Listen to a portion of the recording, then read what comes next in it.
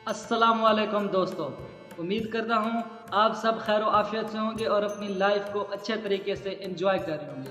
तो आज मैं आप सब को लेकर चलूँगा एक ऐसी इमारत की तरफ, एक ऐसे किले की तरफ जिसे सिर्फ एक किला कहना उसकी अज़मत की खिलाफ वर्जी होगी, क्योंकि इस किले के ऊपर दुनिया की ताकतवर तरीन सल्तनतों में से एक सल्तनत मुगल्स ने इसके ऊपर हुकूमत की। इस किले के ऊपर दुनिया भर के सफ़ीर हाजिर होते थे।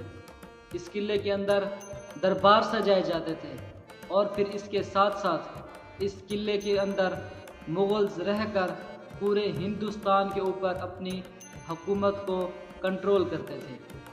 हम सबसे पहले सीधा चलते हैं, लाल किले को विज़िट करते हैं। लाल किले का अंदरूनी मंजर आपके साथ शेयर करते हैं। उम्मीद करता हूँ आप सबको हमारी आज की वीडियो बहुत ही पसंद आएगी, तो लाइक शेयर सब्सक्राइब करना मत भूलिएगा। सीधा चलते हैं लाल किले के अंदर। ये लाल किला सुर्ख पत्थरों से बनी एक तारीख़ी इमारत नहीं, बल्कि ये मुग़ल फ़न तामीर, शाही शान व शौकत, सियासी ताकत, सकाफ़ती वरसे और बरे सग़ीर की तारीख़ का एक ज़िंदा बाप है। इसकी दीवारों ने सल्तनत के अरूज को भी देखा और ज़वाल को भी देखा। इसने जश्न भी देखे, जंगें भी देखी, हमला आवर भी देखे और आज़ादी की पहली किरण भी देखी।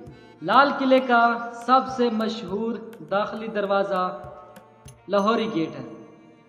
ये लाहौरी गेट इस वजह से मशहूर है क्योंकि इसका रुख तारीख़ी शहर लाहौर की तरफ है।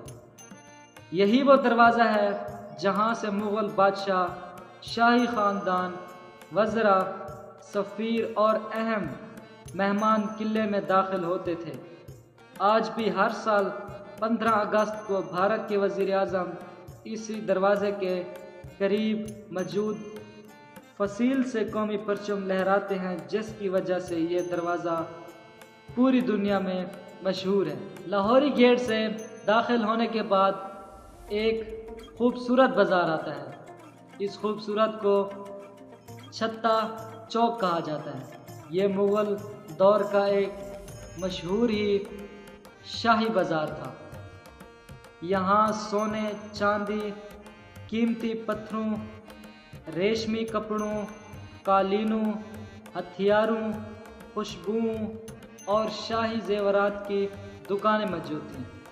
सिर्फ शाही ख़ानदान, अमीर लोग और ख़ुसूसी मेहमान यहाँ ख़रीदारी किया करते थे। बाज़ार की छत महराबों पर मुश्तमिल थी, जिसकी वजह से गर्मी में भी यहाँ ठंडक रहती थी। शाही बाज़ार जैसे ही ख़त्म होता है, शाही बाज़ार के इख्तिताम पर एक खूबसूरत बिल्डिंग मौजूद है। इस बिल्डिंग को नाकारा खाना कहा जाता है। कहा जाता है कि शाही दौर में यहाँ पर मवेशिकार हर वक्त मौजूद रहते थे। जब भी बादशाह दरबार में आते या किसी अहम शख्सियत की आमद होती तो यहाँ बड़े बड़े नगारे, ढोल और शहनाइयाँ बजाई जाती थी। ये शाही ऐलान का मरकज़ भी था। उसके बाद हम पहुँचते हैं लाल किला की सबसे मशहूर इमारत दीवान आम में। ये वो इमारत थी जहाँ पर मुग़ल बादशाह अवाम से मुलाकात किया करते थे और अवाम बादशाहों के पास अपने मसाइल, अपनी दरख्वास्तें लेकर आती थी। शाहजहां एक बुलंद संगे मरमर के तख्त पर बैठता था, जबकि दरबारी, सिपाही और अवाम नीचे मौजूद होते थे। दीवान आम की तामीर में सुर्ख पत्थर और सफ़ेद संगे मरमर का खूबसूरत इम्तजाज इस्तेमाल किया गया, जिसकी वजह से ये आज भी फ़न तामीर का شاہکار سمجھا جاتا ہے۔ اگر دیوان عام لوگوں کے لیے تھا تو ایک دیوان خاص بھی بنایا گیا جو کہ خاص کر لوگوں کے لیے تھا۔ یہ دیوان خاص شہزادوں، جرنیلوں، سفیروں اور وزراء کے لیے بنایا گیا تھا۔ اس کی دیواروں پر سونے، چاندی، رنگین پتھروں اور نفیس نقش و نگار سے ایسی سجاوٹ کی گئی تھی کہ اسے دنیا کے خوبصورت ترین شاہی ہالوں میں شمار کیا جاتا ہے۔ یہ عمارت مکمل طور پر سفید سنگ مرمر سے تیار کی گئی تھی۔ اس دیوان خاص میں مشہور طاؤس تخت رکھا گیا تھا جو سونے، ہیروں، زمرد، یاقوت اور دیگر قیمتی جوہرات سے مزین تھا۔ لال قلعے کی ایک اور حیرت انگیز خصوصیت نہر بہشت تھی۔ اسے جنت کی نہر بھی کہا جاتا تھا۔ اس نہر کو مصنوعی طور پر بنایا گیا تھا کیونکہ دریائے جمنا کا تازہ اور ٹھنڈا پانی اس مصنوعی نہر کے ذریعے شاہی محلات کے کمروں کے اندر سے گزارا جاتا تھا تاکہ شدید گرمیوں کے اندر کمرے قدرتی طور پر ٹھنڈے رہیں۔ یہ ایسا سسٹم پوری دنیا میں بہت ہی کم محلات میں تھا اور یہ مغل دور کے انجینئر کا ایک حیرت انگیز نمونہ بھی تھا۔ اس کے بعد ہم سیدھا چلیں گے رنگ محل پر۔ رنگ محل لال قلعے کی سب سے خوبصورت اور دلکش عمارتوں میں سے ایک عمارت ہے۔ یہ رنگ محل خاص طور پر مغلز کی بیگمات اور شاہی خواتین کے لیے بنایا گیا تھا۔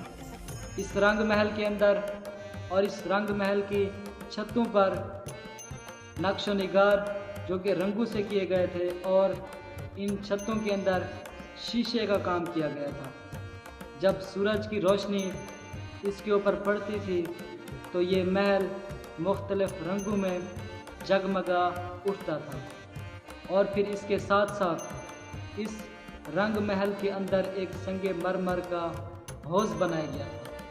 اس حوض کے اندر نہر بہشت کا پانی آ کر جمع ہو جاتا تھا اور یہ پانی رنگ محل کو اندرونی طور پر ٹھنڈا رکھتا تھا۔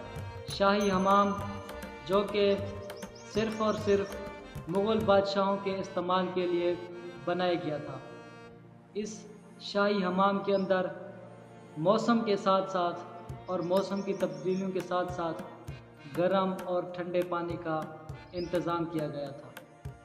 گرم اور ٹھنڈے پانی کے انتظام کے ساتھ ساتھ قدرتی ہوا کے اندر جانے اور باہر جانے کا راستہ بھی بنایا گیا تھا تاکہ مغل بادشاہ یہاں پر آرام کے ساتھ حمام اور غسل کر سکیں۔ لال قلعے میں ایک اور خوبصورت اور پرسکون موتی مسجد ہے۔